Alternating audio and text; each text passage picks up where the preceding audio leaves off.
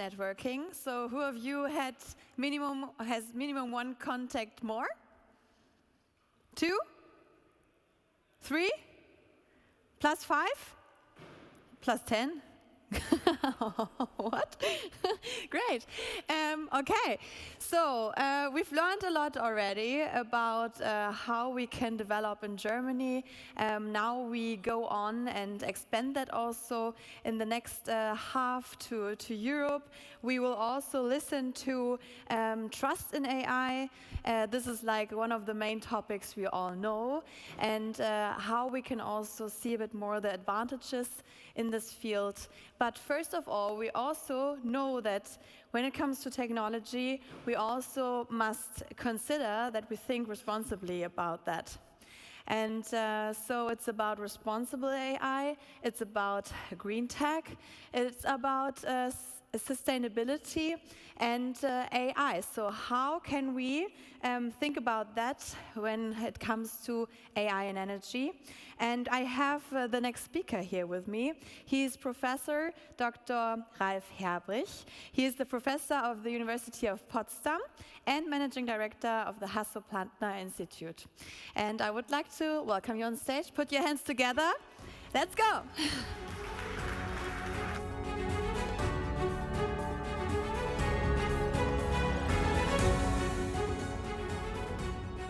Good afternoon. I guess I have the honorable role to not make you fall asleep after lunch, so I'll try my very best. What I wanted to talk a bit about today is in what our chair, what I myself have, after 25 years in the field of machine learning and AI, devoted my attention to, namely AI and the role that energy plays. So what I want to do, see if that works, start with a little bit of background. Why do I consider this an important topic? And then, after painting the background, give an insight into what are the research topics and the questions we're after when it comes to the role that energy plays for AI, and then some preliminary results, some approaches that we've considered. So you're going to see something that's sort of hot off the press, but also what role can AI itself play when it comes to energy management. There is some obvious ones. It itself doesn't use too much, but there is maybe some that are not so obvious. So in terms of the background, I often get asked, what is AI? And when I started, the computers, the most powerful computer was an Intel 286, and it was more a theory of what it could be back in '94. But now what I would say is AI is really coming three areas together. It's data science, which is about how do we perceive the world digitally, and we've made big leaps in the last 30 years. All of you have phones, so the location where you are, the images around you, everything can be sensed in huge amounts. Machine learning, which is a core of making a system intelligent, what it's really focused on, it's methods that try to predict the future based on digital information about the now and the past. So this is how you can explain advertising, search, robotics. Every application, we need AI to predict, we need machine learning to predict what the future is. And then the last task is this of autonomously making decisions based on what we consider harmful or useful in a decision taken, and the possible futures that the system can foresee, a little bit like we plan. And one test that is very classic, that's been around for 70 years to say, is a system truly intelligent, is the Turing test. And I would argue that in the course of the last 20 years, we really did pass this test, exceeded it in certain domains. So in 2016, by computation, we were able to play the most difficult game by learning from past games, simulating future games, the game of Go, by a machine. In 2015, we've also achieved and by now supersede the accuracy by computational methods of machine learning and decision making of predicting what's on an image. And, I think this morning you've seen Fabian not giving the talk, but having a system speak coherently for 20 minutes. That is the definition of a Turing test. So what now? And one of the interesting things is that these achievements come at a massive cost of energy. To give you a sense, there's a study done by OpenAI that since 2012, for the same task, not for the same data, we've been doubling the usage of energy for this task in machine learning and in AI every 3 months. So we're using 1 million times more energy for the same task, like digit recognition, image recognition, than we did 10 years ago. If you take the simple task of me grabbing this box, it costs me nothing in terms of my energy. There is a robotic manipulator, a robotic arm can do this now, which takes about 2.8 gigawatt hours of energy cost to train. Now, you may wonder, is that a lot or not? Give you a sense, a human life, in terms of the intelligence, is 14 megawatt. So this is 200 human lives of 80 years old of energy to use for this simple task of learning to grasp things. Children need a lot less. And if you want to just know, most of this computation happens on GPUs. GPUs itself are a factor of 10 at least, if not 100, more expensive in their computation than the human brain is. So clearly there's a mismatch. And this was the motivation for me to go into this area. And so when I looked at it, I kind of thought, okay, energy is generally the most constraining thing we have on this earth. So how can AI play a role in it? So I looked at it as a market view. So energy is supplied. That's predominantly, it's actually only the sun. And luckily, there is 200 times more energy coming to the sun than the whole human society needs every day. So we have enough of it, but we need to know where it comes from. So predicting where sunshine is, where the availability of renewable sources, that's a problem AI can help because it's about prediction. If you think about a marketplace, well, if we wanted to match the supply with the demand, we need to store it somewhere, unless we can use it in the same space at the same time. So another area that becomes incredibly important is storage solutions for energy. And one of the things that's really changed our society is batteries that are extremely dense. I'll talk about it a bit more. But these batteries, they're controlled by a microprocessor, so their lifetime, their efficiency, is actually something that algorithms control. Today, it's mainly rules. That's why they're not as efficient as they could be. And so in a circular view, it's something where AI can really make a big difference in advancing our storage solutions. And lastly, the energy is used for a lot of uses, and you see the predominance here, transportation. This is why cars are such a big lever for society to look at, and there's already quite a lot of AI in a car. But the areas that we focus on is that algorithms themselves today contribute 4% of energy usage of all worldwide energy around, which is small. There's still 96% others, but as we keep putting AI in more and more solutions to automate, that number is only going to increase, not go down if we don't change anything.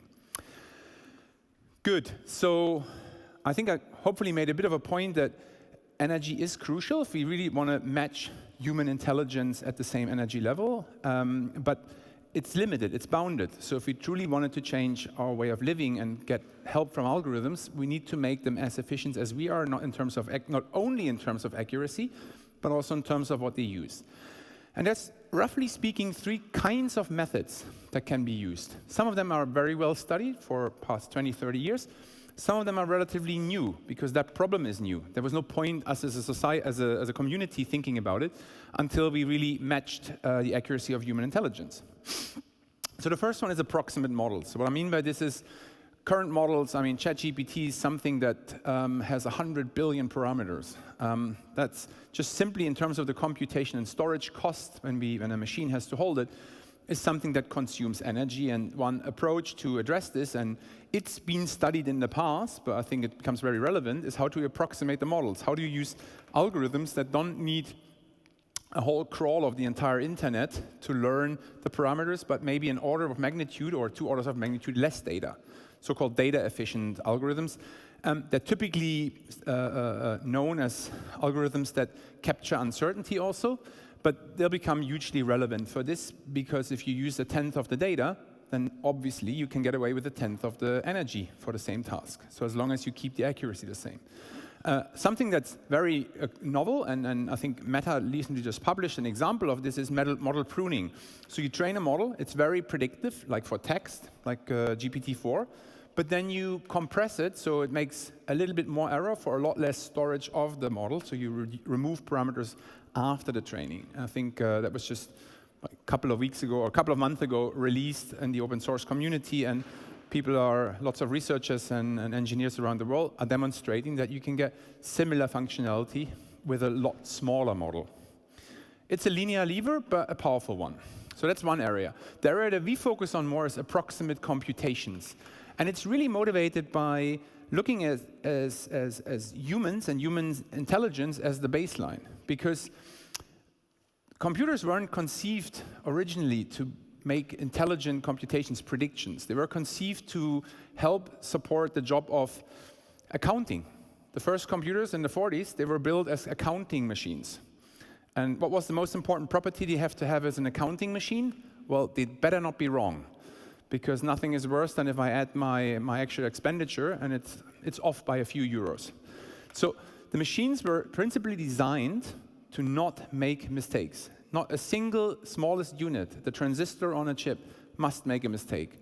Yeah, it's such a crucial feature that on a spaceship, every computer is tripled to reduce the error rate even further when it goes into outer space. Because the further you go into space, the more cosmic rays do lead to mistakes on the finest computation level. Humans, however, don't have that property. We lose neurons all the time. They're slow. They're not accurate. So clearly, the information processing in our brain isn't happening at a saturated level of basically a switch. A very small switch at a few nanometers, but it's a switch. So in the area of approximate computing, we're looking at two areas.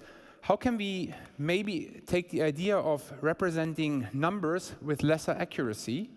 And how can we take this idea of having basic building blocks, like our transistors or different ones that take less energy but keep making mistakes? They'd be horrible computational hardware for an operating system or for a database or for financial software. But they're very viable ones because all the algorithms of machine learning and decision making, they naturally cope with uncertainty. And algorithms of machine learning will always make a mistake because they predict the future. They cannot be right. An algorithm of accounting, it has to be right because it predicts the past. What did I spend? Or a database. And I'll give you an example here. Here's an algorithm class. I'm not going to go into too much detail, I promise. That is very data efficient. It's known as Gaussian processes. Think of it as a one-layer neural network where the uncertainty of the prediction is tracked. So when you take a very small data set, for example, these 11 points, you're not only getting a prediction, I think that every neural network would give you, but the algorithm also computes the uncertainty, how little it knows about this prediction at every point. So this can be visualized by the uncertainty in this range. And as you can see, it seems a reasonable estimate, but a little bit more fitting model that has, the red one fits the actual data better, but it has so much complexity that the model automatically knows to be less certain the further it goes out of where the actual yellow dots were. So this is a data efficient algorithm. For those interested, they can look this up, called Gaussian processes. One of the experiments we've done is to say, typically, when we had looked into them until a couple of years ago, we were always trying to use the highest precision of numbers to represent them, which led to quite costly computations.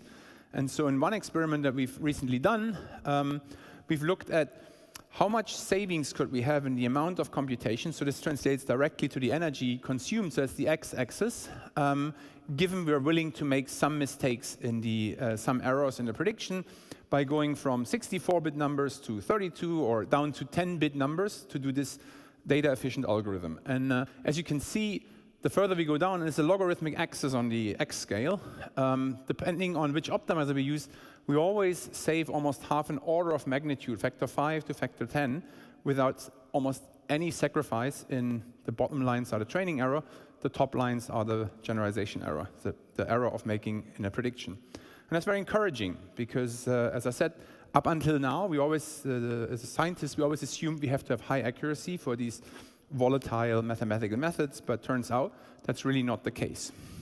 Another example is, as I was alluding to, in a normal processor, we do base everything on the idea that the chip makes, the transistor, the single operating unit that carries out operations like addition or multiplication, make no mistakes.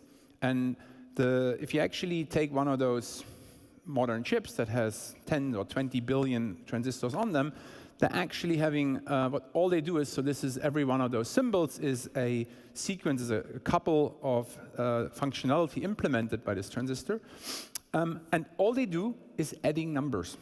So your CPU is pretty dumb, your central processing unit or your GPU, because all it does is it gets a number, gets another number, and adds them together.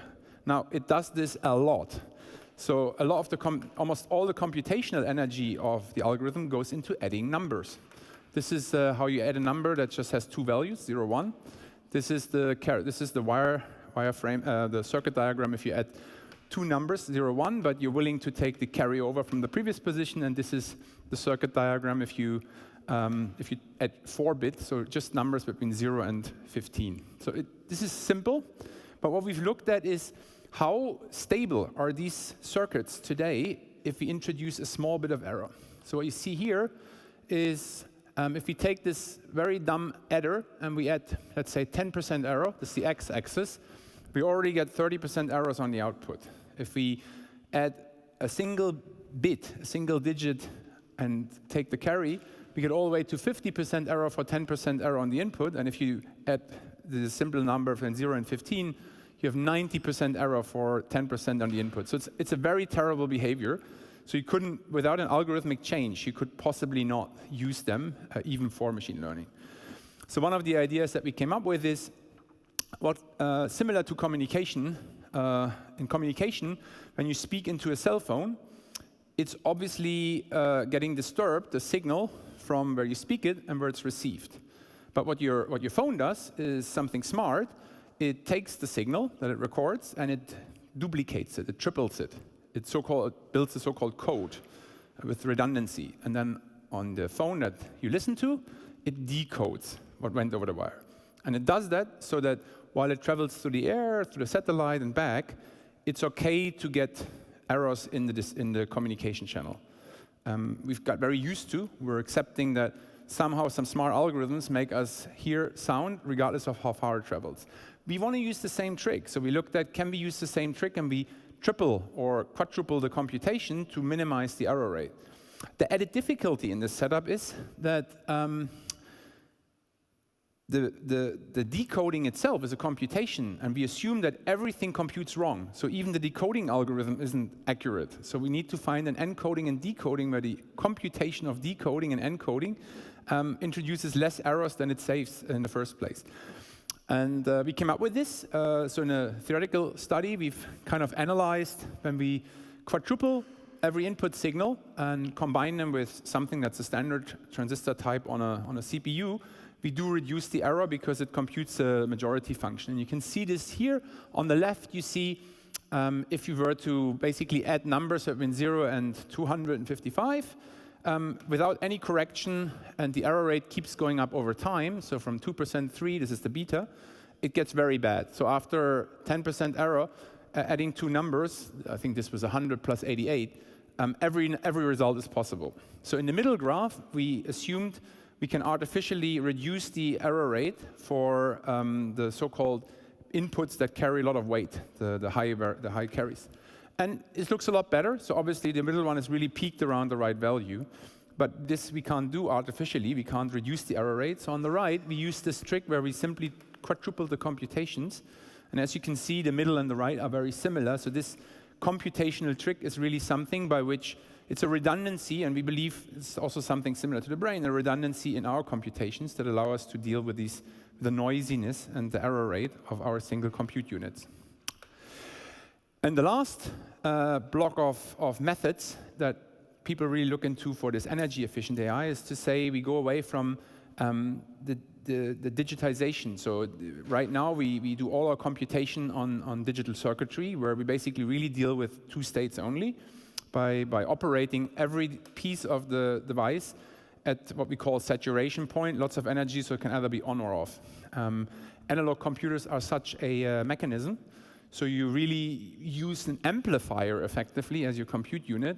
And if you do that, there's some early results for vision, where you take an existing model and you use the analog nature of the transistor to save an order, almost like 2 orders of magnitude for the exact same accuracy in the prediction, which will be a good advance, not for training, but for prediction. I do want to shed in the last 5 minutes a bit of light on the other side. This is energy and the role it plays in AI algorithms, but there's the other way as well. As I said earlier, lots of energy arrives here for us. In principle, we shouldn't have an issue, but we do. We clearly burn fossil fuels more than we use renewables, because fossil fuels, we can store them very well. We can put them in a barrel, and then we can put them in a boat, and we can get them anywhere. This is a little harder if you have a PV panel and get some power this way. And so the solution for this is if you could only store energy that you can travel it through space and time.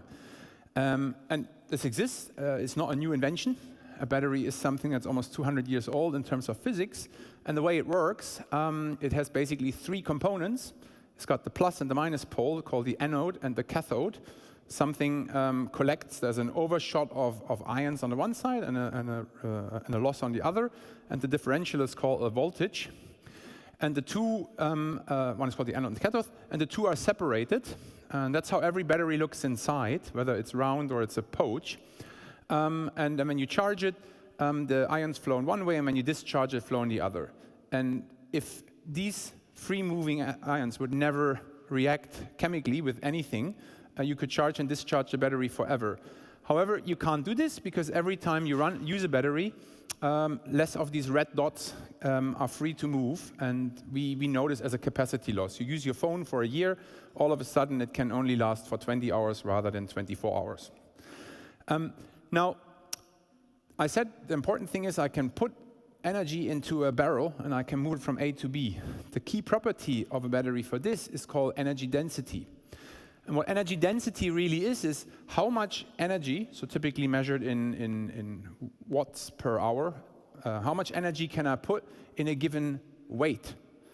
Because if what I can store in a kilogram of weight is less energy than moving a kilogram of weight from A to B, then I would use up all energy to move it. It would be good as a static storage, but be useless to move around. The reason why batteries play such a huge role now for cars and for other applications is because they're so dense. So the scale is roughly in watt-hours per kilogram. So you can see here the lithium ion is around 200, and there's another measure called the volumetric density. So this is how much space it takes for an amount of energy. Is high enough now that it can carry the chassis of the car, it can carry the people in the car, and it can carry itself. And that's useful. But at some point, obviously, it loses enough capacity to do that, and that's the point when you have to bring your car to the dealer, and those batteries seem useless for driving, but they're still useful for other applications because there's still 80% capacity in them. Now, just to give you a reference figure, because you may wonder, how good is oil and coal, and why have you used it? Well, the units is the same. So coal has about 6,500 watt-hours per kilogram, and gas has about 15,000. So this is why obviously it's very cheap in energy terms to transport it, and then still use it where it's needed, and it's much more costly to do this in a battery. And so what we wanted to do is, we wanted to basically methodologically use this fact that if only we could find out what the degradation of the battery is inside, we can control it better to last more cycles. So instead of 2,000 cycles, it hopefully can last 4 or 5 or even 10,000 cycles. Because the longer it lasts, the more effective for the environment it is in the first place. Building a battery also takes CO2, only when you charge it thousands of times. And the good news is we don't have to, in contrast to advertising or search, where we don't really know how do I predict what someone thinks when they click on an ad, I know exactly what happens inside the battery in terms of physics and thermodynamics. So I have lots of data. So a typical lithium-ion battery cell or pack that you have in your laptop or in a car streams at roughly the rate of once every 10 seconds a measurement of the voltage, a measurement of the temperature, as a response of the current that is being used. And that is controlled by a microcontroller. And so there's a physical model that would say if we were to know what the residual capacity at each time t is, it would tell us how much is the capacity in the next stage. So this is your little, this is your bar that shows you how full the phone is. It could also, there's a physics model. These are all known physics models. What the voltage is on the output as a function of voltage and current. And similarly, if we already understand thermodynamics well enough to know how the heat distribution happens, and we begin to understand how this aging, how this idea of the red dots clamping onto the separator or the anodes happen. However, the only things we can control is the current. The only things we can observe, or an algorithm can, and we've digitized it, is the voltage and the temperature. The things we would like to know is how degraded is the actual battery components inside. And that's the ingredients for a machine learning problem. And so we've kind of looked at this in a simulation to say, can we estimate what really happens inside a battery in terms of this SOH, the state of health, only from observing half an hour of the battery in the laptop, or in this case it was a car battery, operating, which will become important if we want to control them better. And show, in contrast, this is a method, Bayesian optimization, that's pretty novel now. People use it predominantly now for optimizing the neural network architectures, but it's equally useful as a technique for optimizing the lifetime of batteries. In particular, when you have, because modern batteries are not one cell, that would not be enough to drive a car. They have hundreds or thousands of cells. So here's a simulation where we put 14 of these cells together and re-estimated with the red bar what the blue bar, where the real truth was, and pretty promising results. So to wrap up, I think the one thing I would say is we've come a long way in the past 30 years in terms of AI, because the original Turing test of indistinguishable behavior of an algorithm to what a human does is pretty much solved in narrow domains such as speech, vision, natural language processing. The revised Turing test, the one where we factor the energy cost in, basically achieve indistinguishable behavior to human intelligence with the same amount of energy that the human operator takes. That we're a long way away from. And that, to me, is the interesting one if we really want to see AI being used in society, or in every part of society, because there's nothing by which we can make up energy. We have to only use what's available to us. Energy-efficient AI is a fairly new and emerging area, because it didn't really make much sense to focus on it before it was clear that we can match human intelligence. It is one that's very interesting because it isn't just mathematics or isn't just computer science. It's really at the intersection of physics, computer science, neuroscience, and information theory.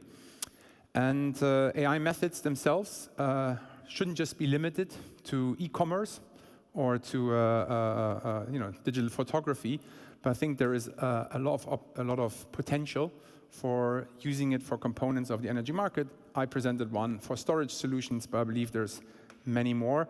One key thing that is crucial is, in this one, we want to act. So causality, really to estimate what will drive a change in the ability to store or in the ability to control a house is crucial, and is, to me, important research area. Thank you.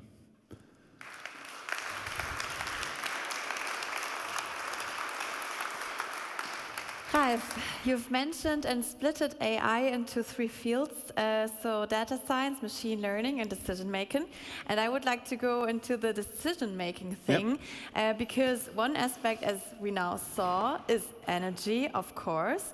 And maybe we can involve the audience, and then you are the one who concludes that into the aspects you would say are important for a decision maker in AI. But maybe now to you. You can just say it and just scream the point. So what do you think is an aspect for decision makers, like beside energy, when it comes to AI? Any other aspect? Or is it only energy? Quality? Something different? Trust? Yeah. I think trust is a big one when you sort of homes. Because if you want to hand over a home, this is one of the most private spaces. If you don't trust the system, I would not let it control the heat. Let alone. Yeah?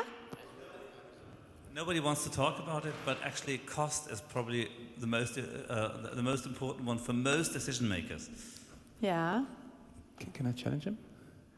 You do it at the end. So we consider every aspect now, and then you can say, okay, this was right and that was wrong, and then you can conclude that. Another aspect?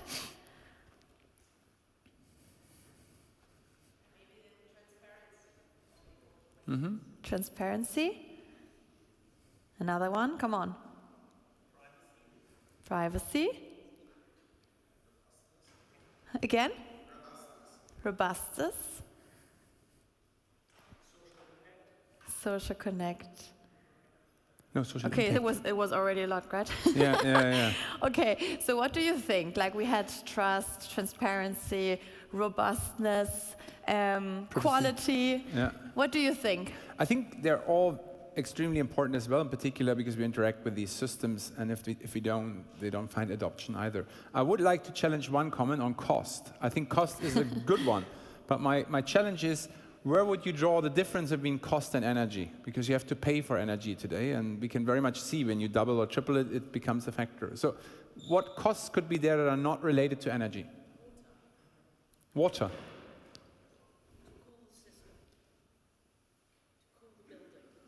Isn't that energy to cool it? The water doesn't come cool. Oh, so you mean the transportation of the water for the cooling? Okay, well, I'll take that. What do you want to say?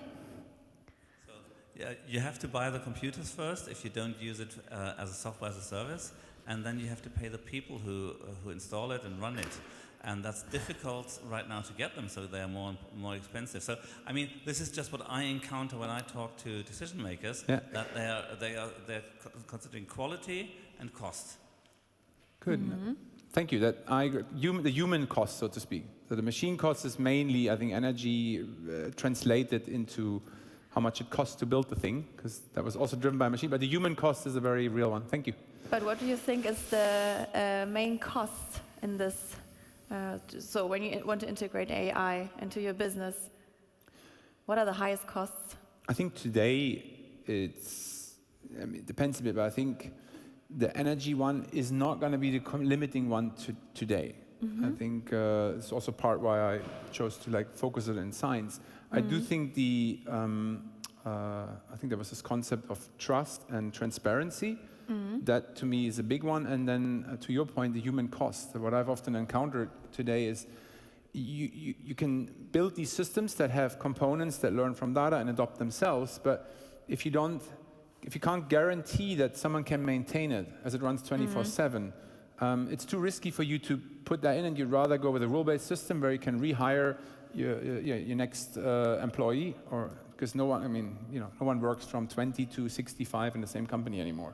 Yeah. So the cost of training people to build and maintain these systems is a huge one to me. So what would you say is the right decision maker for all these decisions to make in a business, in a company? In a company? Yeah. I think it's the product manager and the engineering manager. Can they consider all these points? They should. They should. I think they must. In particular, the trust one when it comes to consumer technology where we use it. Can we have the microphone? Wait. Thank you. I think this conversation deserves a different question. Because the alternative question is, what's the cost if I don't do it? Yeah. What's the cost for a company, a mid-sized company, if I don't today seriously consider the implementation of AI? Where am I with my company in 5 to 10 years from now? There's a high chance that they will be out of business. That's an important analysis to make. Yeah. What do you think? What do you think? What are the costs when we don't start now? Out of business, seriously. Out of business, out of market. I mean, not as a general. Well, that's high cost. As an individual company, you face that decision. As a society, there'll be a company that does invest in this automation and it'll be around. That's your point, right? Yeah. Yeah. Any other question here? Yeah?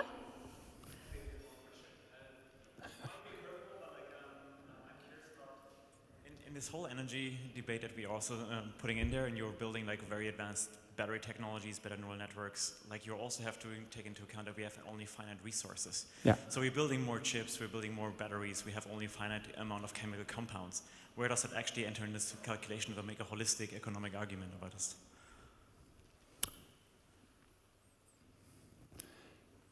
Let me try to recap. There's sort of a fixed cost for every AI computation, which is I need to have the machine first, I need to manufacture it, and then there's a variable one, I operate it. So I talked a lot about the variable cost. I'm operating it. You're asking, are we constrained by the fixed costs because the resources won't be sufficient? It's a good one. I think it enters insofar as the methods we should consider. The reason I sort of started with, there's a slide I took out, how a CPU is structured. I think the only viable next step for an alternative hardware I see is something that leverages existing ones. There is so much of existing CPUs and GPUs available that if the only way to become energy efficient is to abandon them, is too costly in terms of the fixed cost for us as a society. So where I think it enters is when there's always design constraints even in research. So when I think about what constraints I should use is how can I implement, for example, you saw the GP, the Gaussian process approximation. So we looked first at how do I implement this on existing CPUs. It's not that simple, I didn't want to go into detail, but if we don't, then the economic decision for everyone that has to implement it is to write off the fixed cost investment in hardware, and there's just too much sunk fixed cost right now. So that's my design constraint. I think I completely buy that. Like, the question for me is, if you're actually looking into battery technology, you talked about energy density as well, right? We know that certain types of current battery technologies, like for example lithium-ion, are not necessarily energy dense enough to really operate very heavy machinery. So we need to find new compounds. These new compounds are probably very highly complex compounds. Yeah. Unless you find something like room temperature superconductivity that you can actually store these kind of things, which might or might not happen, but like these design choices also matter. So how do we right now already account for the fact that we need to mine these very, very costly compounds to build them together? And how do we ensure that we have enough of them to actually satisfy the need that we need? Yeah, I can't answer that question. One I can answer, I find is related to this, I spoke about the car batteries right now. So there's roughly, give or take, 12 million electrical vehicles on the roads today. They're coming out of service in terms of the reach that they have. So in the next 7 years, there are about 12 million cars where the batteries are already built. Now, when we say they come out of service, they basically can't reach the extent of mileage anymore. Every single cell in these batteries, in these battery packs of a car, still has roughly 80% of capacity left. And it's very safe to run them at least until 40% capacity. So there's a huge economic opportunity without building any new battery, just reassembling them. Because right now, when they started in 2012, the industry, it did not foresee what to do with them when they've reached 80%. So we run our phones until they're 40%, but we can't run the car that way. So my view is, a lot of research should be put into, and it's very urgent, what are we going to do, and it's 12 now, what are we going to do with these 12 million huge battery packs that can store a reasonable amount of renewable energy we need and we have today? It's a slightly different question, but that's my answer. I think you can discuss a bit further, right, about that. I think that it's really important to see the decision-making points and aspects we have from both sides, because I think here are many experts in the room, and there are decision makers on the other side. So when we know what are the breaking points, we can directly go into this direction and convince them. So, Ralf, thank you so much for your talk. A big applause.